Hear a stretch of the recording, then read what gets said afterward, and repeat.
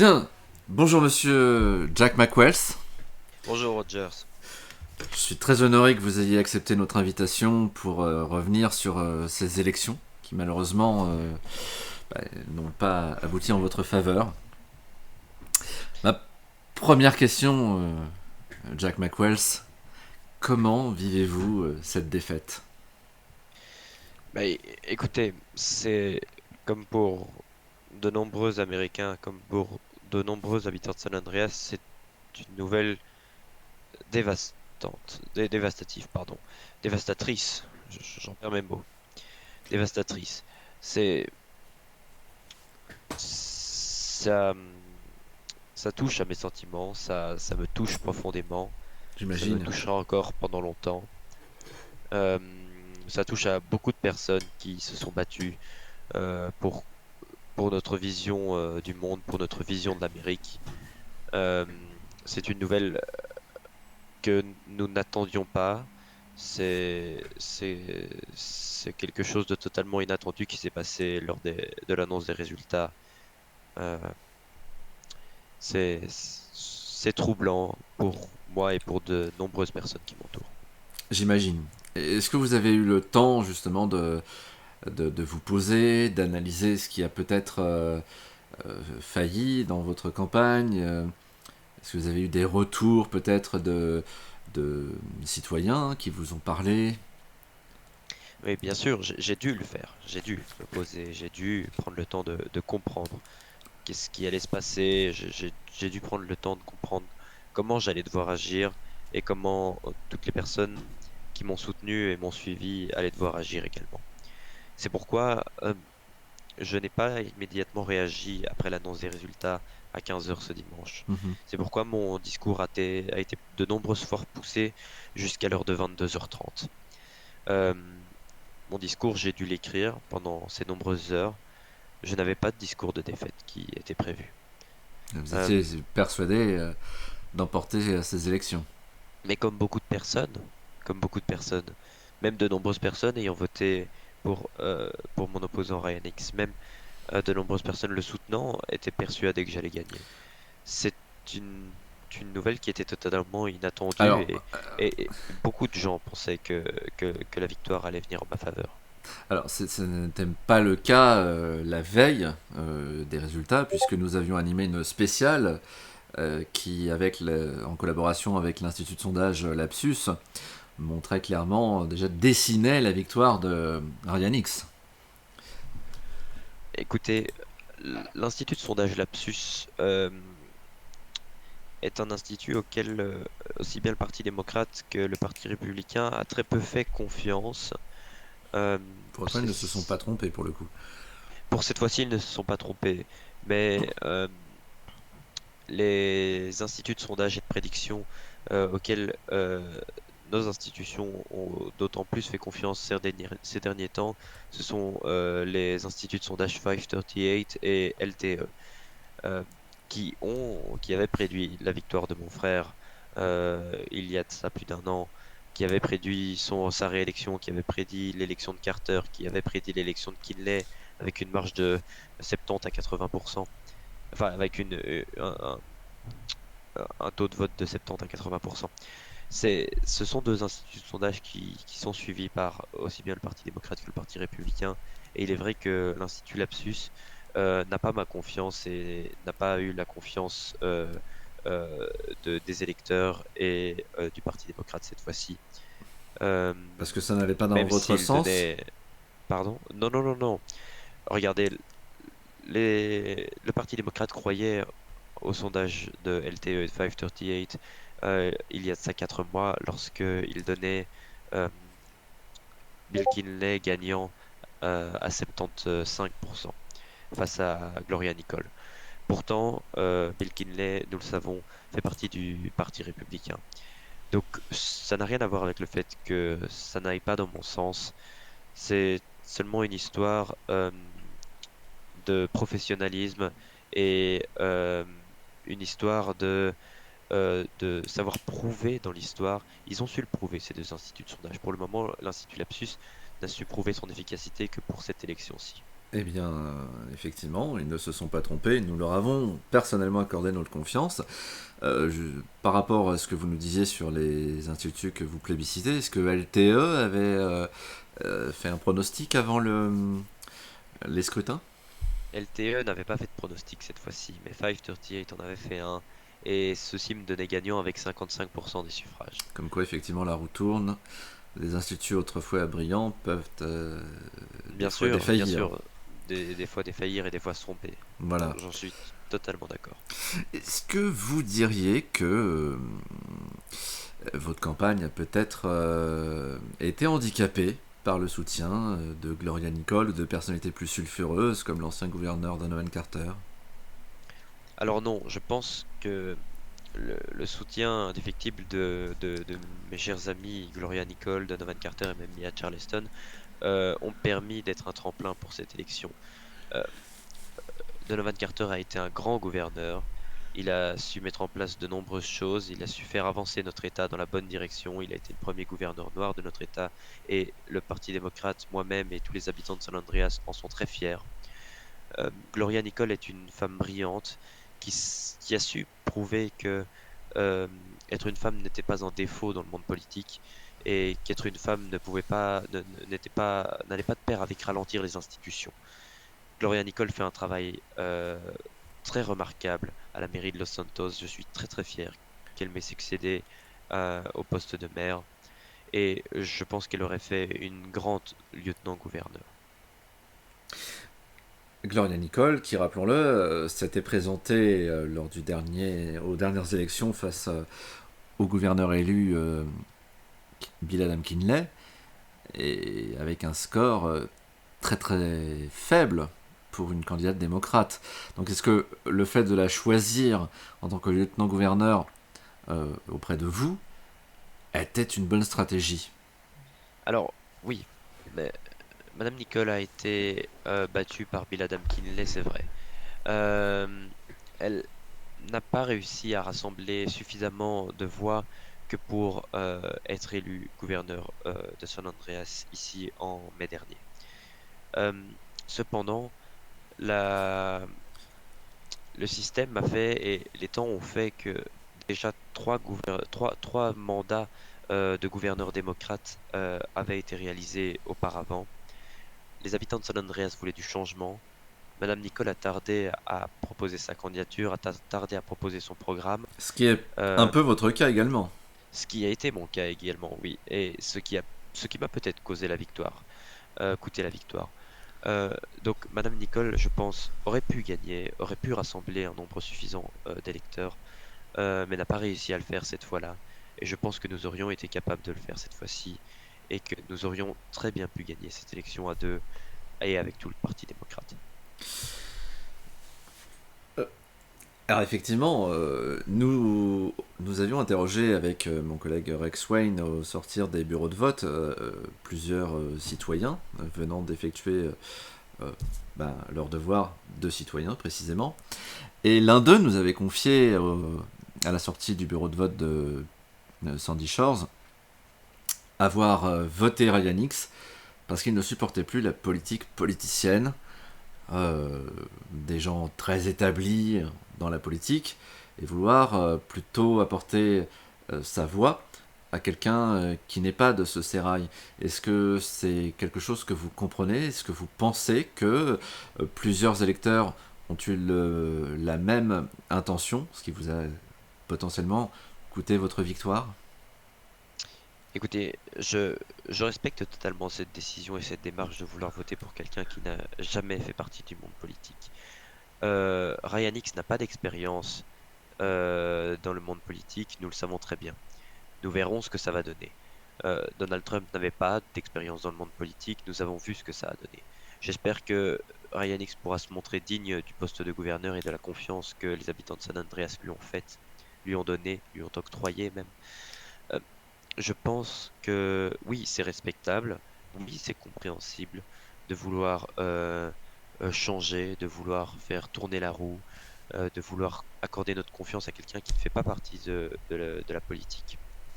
Euh, mais je pense que c'est un pari dangereux et je demande à voir ce que va donner ce mandat d'une personne qui ne connaît rien à la vie politique, qui ne connaît pas les fonctions qui sont celles de gouverneur, ni une fonction importante dans notre État, dans le domaine de la politique en tout cas. Alors, c'était votre première campagne en tant que aspirant à devenir gouverneur. Vous avez cependant néanmoins baigné dans les campagnes de votre défunt frère Chris McWells. Quel bilan tirez-vous de cette expérience? Eh bien écoutez, je trouve que cette campagne a été un énorme projet. Nous avons construit cette campagne ensemble. Euh, J'en tire des conclusions en me disant que je n'ai peut-être pas été suffisamment convaincant, en me disant que euh, nous traînons probablement trop dans cette politique politicienne, euh, avec certains personnages qui sont encroutés dans le pouvoir. Euh, je ne pense pas en faire partie parce que, à part mon mandat de maire et mon mandat de sénateur, qui ont duré respectivement 4 et 8 mois, je, n- je n'ai pas eu d'expérience politique non plus. Et je ne suis pas un politicien qui est encrouté dans le système et encrouté dans le pouvoir. Je suis quelqu'un de dynamique, je suis quelqu'un qui bouge. Et j'avais décidé de me retirer de la vie politique auparavant, avant la naissance de ma fille, afin de pouvoir m'occuper de ma famille.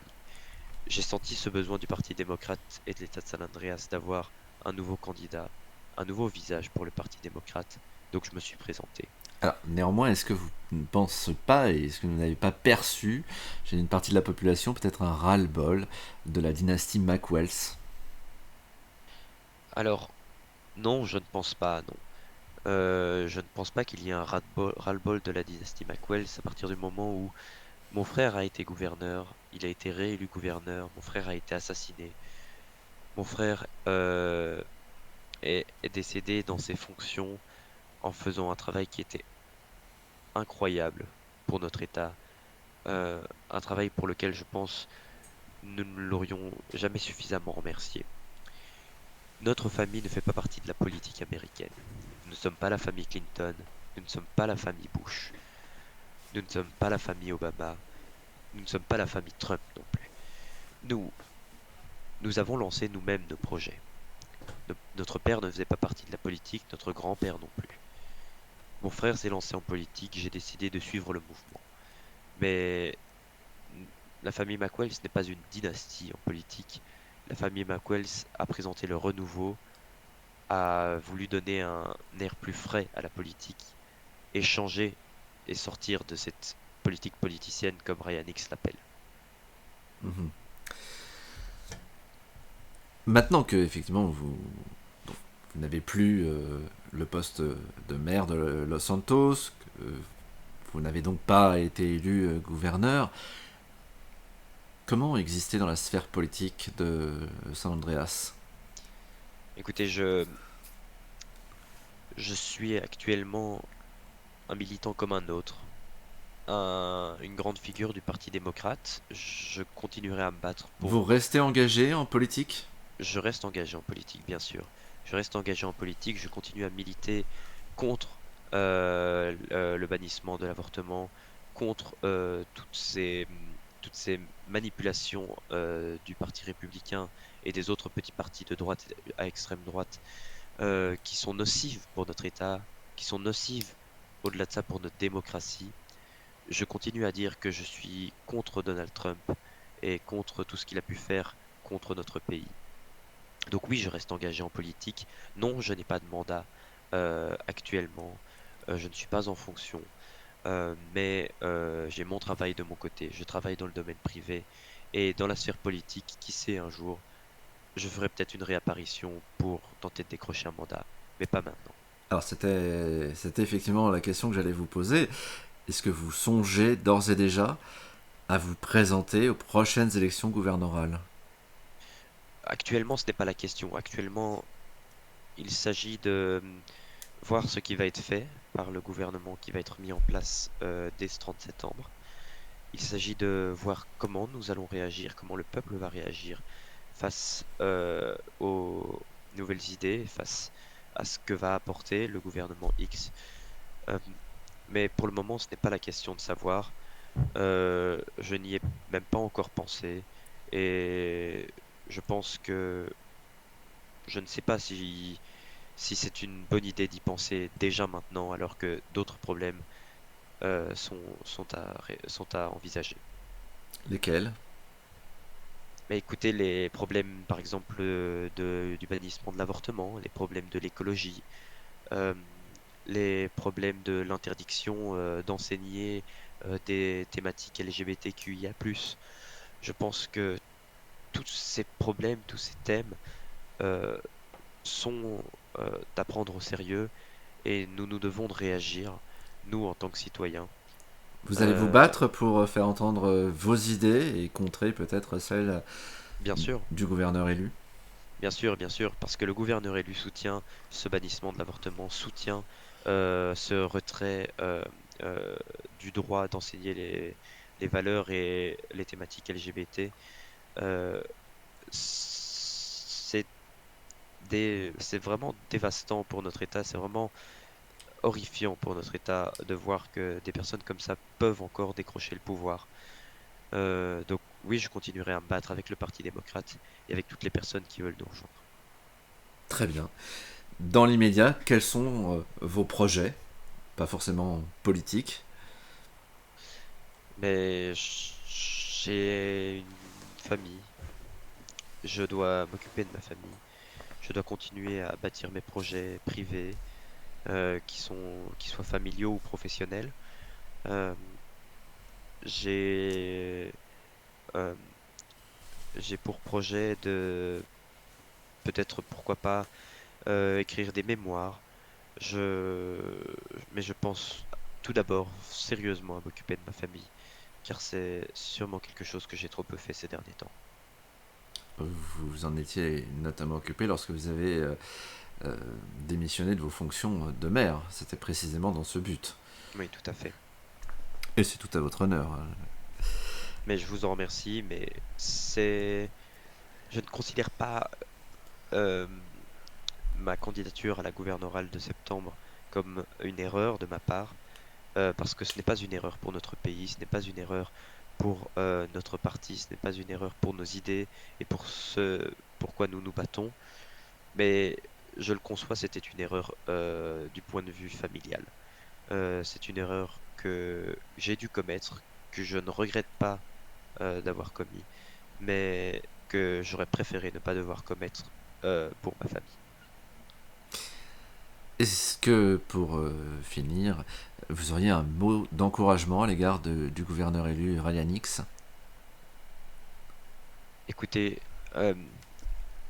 tout ce que je peux lui souhaiter, c'est d'être un gouverneur prospère pour tous les citoyens de San Andreas. Euh, J'espère de tout cœur qu'il se rendra compte que toutes ces idées ne sont pas bonnes pour l'État de San Andreas.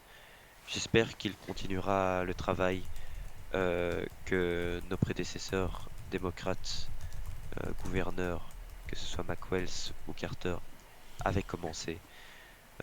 C'est-à-dire de continuer notre croissance sociale, notre croissance économique, notre respect de notre planète et de continuer à ce que San Andreas soit un phare pour les autres les autres États des États-Unis d'Amérique. Une dernière Nous, nous- question Nous qui... devons lui laisser sa chance de gouverner, donc nous la lui laissons. Nous respectons le choix du peuple de l'avoir placé à ce poste de gouverneur. Nous lui laissons sa chance et j'espère qu'il la saisira correctement. Une dernière question qui porte sur l'actualité mondiale. Vous n'êtes pas sans savoir que la Russie a récemment euh, déclaré son intention éventuellement de passer à l'offensive nucléaire si l'opportunité se présentait entre guillemets. Hein. Euh, Quel est votre avis sur ce conflit, Jack McWells? Écoute, je pense que Vladimir Poutine et son gouvernement dirigent la Russie et le monde dans une direction qui est totalement antidémocratique, dans une direction qui n'est absolument pas la bonne. Je l'ai toujours dit, je condamne euh, tout ce qu'a fait le gouvernement russe, tout ce qu'a mis en place le président russe. Je soutiens indéfectiblement la nation ukrainienne, le président, sa famille et évidemment tous les habitants et tous les citoyens ukrainiens. Quant à l'offensive nucléaire, je pense que notre président Biden euh, est capable de savoir que faire, de savoir négocier avec Vladimir Poutine, avec l'aide de tout l'OTAN. Je pense qu'ils sont capables de pouvoir stopper euh, cette tentative d'utilisation de l'arme nucléaire. Et je pense qu'il y a énormément de moyens en place pour que euh, cette guerre nucléaire ne se produise pas et n'arrive jamais. Euh, Est-ce que c'est nos quelque chose institu- qui... je fais confiance en nos institutions et je fais confiance en notre président et je me range derrière lui car je pense qu'il est capable et il est totalement apte à gérer la situation. C'est pas ce que sa main laisse entendre par moment. Mais est-ce que c'est quelque chose qui vous fait personnellement peur et qui doit inquiéter d'ailleurs le peuple américain, notamment les Non, habitants de San absolument pas. Andreas? Absolument pas.